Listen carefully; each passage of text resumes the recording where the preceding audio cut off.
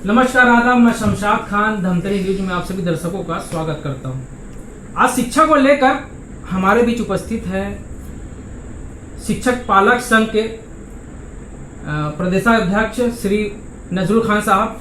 उनसे हम चर्चा करेंगे कि शिक्षा को लेकर हम इनके क्या नज़रिया है और क्या ये बताना चाहते हैं। इनके बीच हमारे बीच उपस्थित है नजरुल खान साहब। आप सभी आपका हम धमतरी न्यूज में स्वागत करते हैं जी। जैसे कि प्राइवेट स्कूलों द्वारा जो फीस बढ़ाई गई है और पालकों के ऊपर अतिरिक्त भार दिया गया है, तो आप इसे किस नज़र से देखेंगे? देखिए, सबसे पहले तो एक चीज़ समझना पड़ेगा हर पालक को कि उनका अधिकार क्या है। राइट टू एजुकेशन एक्ट क्या है। इसीलिए बार बार कहा जाता है कि आदमी का शिक्षित होना जरूरी है। जब शिक्षित होता है आदमी तो सवाल करता है, और सवाल जब करता है तो उसकी सारी समस्याओं का समाधान उसको मिलता है।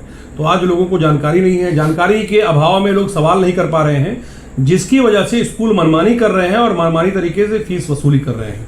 देखिए, शिक्षा माफिया जो है ये पूरी तरीके से इनकी वसूली जो है अपने चरम पर है।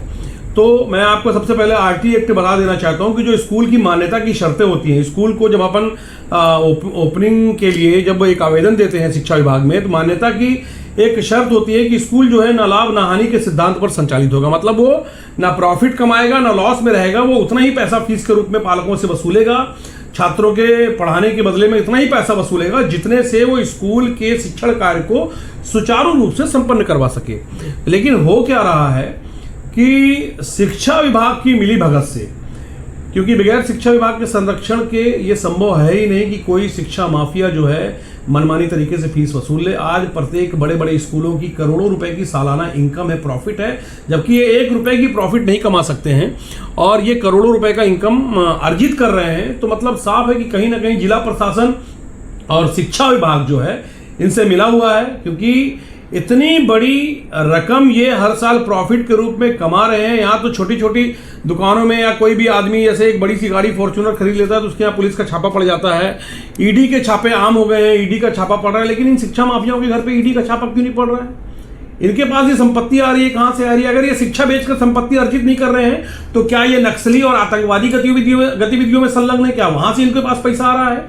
तो ये बिल्कुल जांच का विषय है। अगर ये शिक्षा बेचकर जो है पैसा एकत्रित कर रहे हैं, लाभ कमा रहे हैं, तो सबसे पहली भी चीज की इनकी संपत्ति को कुर्क किया जाना चाहिए और उस पैसे को पालकों में बांटा जाना चाहिए, उन्हें वापस करना चाहिए, क्योंकि ये उनका अधिकार है, ये उनका हक का पैसा है।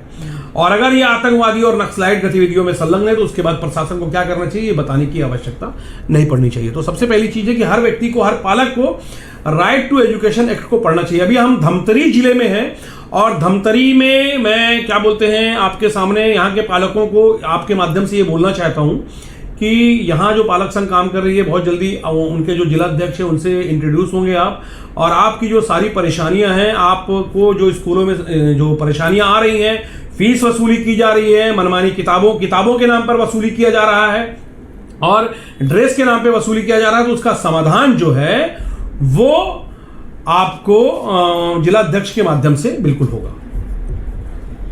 जैसे आरटीआई के द्वारा जो बच्चों का एडमिशन होता है जी, और उसके बावजूद भी प्राइवेट स्कूल पालकों के ऊपर दबाव बनाकर इससे लेकर कापी पुस्तक खरीदने के लिए मजबूर करते हैं।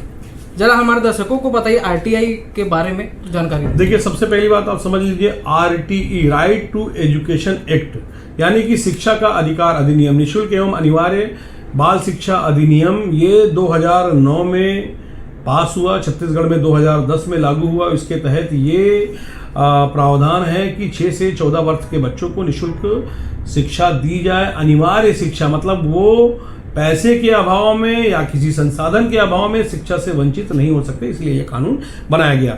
इसमें एक क्या बोलते हैं, एक पैरा ये है कि इनको जो स्कूल की किताबें हैं और जो इनको स्कूल के ड्रेस हैं, ये इनको स्कूल के द्वारा प्रोवाइड किया जाएगा। आज क्या हो गया है, सारे प्राइवेट स्कूल जो है प्राइवेट पब्लिकेशन की किताबों को चला रहे हैं, और प्राइवेट पब्लिकेशन की किताबें आप सब जानते हैं कि वो किस लिए चलाते हैं, क्योंकि इसमें 50 से 60% तक की दलाली जो है स्कूल खुद खाता है। और ये बुक डिपो के माध्यम से, बुक डिपो के साथ इनकी साठगांठ होती है।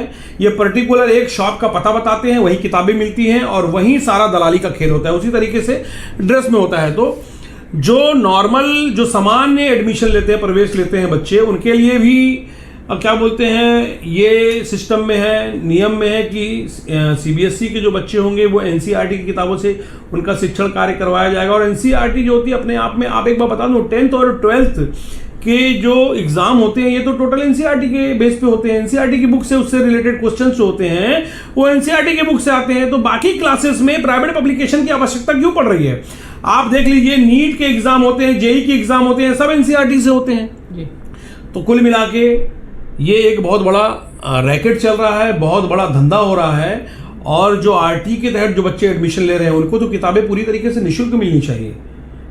और ये दिलवाने की जिम्मेदारी जिला शिक्षा विभाग की है, राज्य शासन की है, जिला प्रशासन की है। उनको ड्रेस भी क्या बोलते हैं, क्योंकि वो जब वो गरीब हैं, वो बीपीएल क्या बोलते हैं, बिलो पॉवर्टी लाइन के बच्चों को ही ना एडमिशन दिया जा रहा है 25% में आरटी एक्ट के तहत। तो जब वो गरीब है तो वो कहां से 5,000 की, जब वो 1,000 रुपए महीने की फीस जमा नहीं कर सकते, इसीलिए उनके लिए एक्ट बनाया गया है कि ताकि उनके बच्चों को भी अच्छी शिक्षा दी जा सके, वो शिक्षा से वंचित ना रह सके।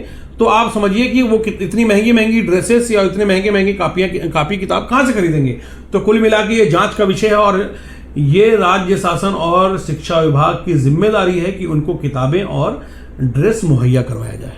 जी, तो हमारे बीच थे नजरुल खान साहब और शिक्षा के बारे में जानकारी दे रहे थे, जो आरटीई के तहत किस प्रकार से प्रशासन को बच्चों को पढ़ाना चाहिए और किस प्रकार से उन्हें मुहैया कराना चाहिए सरकारी व्यवस्थाओं को और स्कूलों में। तो इसके बारे में जानकारी हमारे बीच नजरुल खान साहब दिए हैं। आपकी क्या राय है, हमें कमेंट करके जरूर बताइए। बने रहिए हमारे साथ। नमस्कार।